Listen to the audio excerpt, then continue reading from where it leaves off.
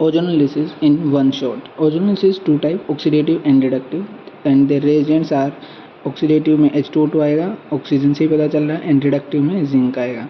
Reductive वाले पे question काफ़ी कॉमन होता है, जबकि ऑक्सीडेटिव वाले का रेयर क्वेश्चन हमें मिलता है। ट्रिक क्या है, चाहे ऑक्सीडेटिव हो या रिडक्टिव हो, ओजोनोलिसिस के अंदर हमें क्या मिलेगा, अनसैचुरेशन मिलेगी। अनसैचुरेशन बोले तो डबल बॉन्ड या फिर ट्रिपल बॉन्ड हमें मिलेगा। डबल बॉन्ड है या ट्रिपल बॉन्ड है, ट्रिपल बॉन्ड में भी हमें दो ही बॉन्ड तोड़ने होंगे, यानी कि अगर डबल बॉन्ड है, लेट से एग्जांपल के तौर पर हमने ये लिया है, इसमें जैसे डबल बॉन्ड है तो इसको हमें तोड़ना होगा, यहाँ से हम इसे तोड़ेंगे और तोड़ के एक ऑक्सीजन इधर और एक ऑक्सीजन इधर लगा देंगे, यानी कि फाइनल प्रोडक्ट क्या होगा।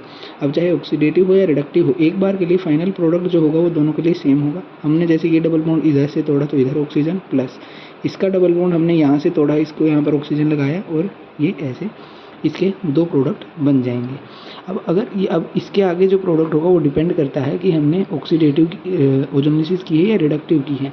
अगर रिडक्टिव ओजोनोलिसिस है तो फाइनल आंसर यही होगा, लेकिन अगर ऑक्सीडेटिव है, ऑक्सीडेटिव के अंदर क्या होगा, ऑफकोर्स नाम से पता चल रहा है ऑक्सीडेटिव यानी कि ऑक्सीडेशन होगा। ऑक्सीडेशन होगा यानी कि यहाँ पर फर्दर H2O2 काम करेगा, H2O2 काम करेगा। और हमें पता होगा क्या कि एल्डिहाइड जो होता है, एल्डिहाइड्स का जो ऑक्सीडेशन होता है वो हमें क्या देता है, एसिड देता है, कार्बोक्सिलिक एसिड देता है।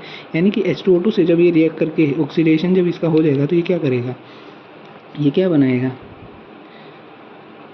एल्डिहाइड है। यहाँ पर एल्डिहाइड का ऑक्सीडेशन क्या होगा तो क्या बनाएगा, एसिड बनाएगा। एसिड बनाएगा कितने कार्बन का, 2 कार्बन का एसिड, तो COH, ये एक प्रोडक्ट प्लस इसका क्या बनेगा, 1 कार्बन का। ये हमारा फाइनल होगा अगर हम क्या करते हैं, ऑक्सीडेटिव ओजोनोलिसिस करेंगे तब। अब एक एग्जांपल हम ट्रिपल बॉन्ड के साथ देखते हैं। ट्रिपल बॉन्ड के अंदर भी हमें बॉन्ड दो ही तोड़ने हैं, क्योंकि ऑक्सीजन ऐड होगा, ऑक्सीजन दो ही बॉन्ड बनाता है।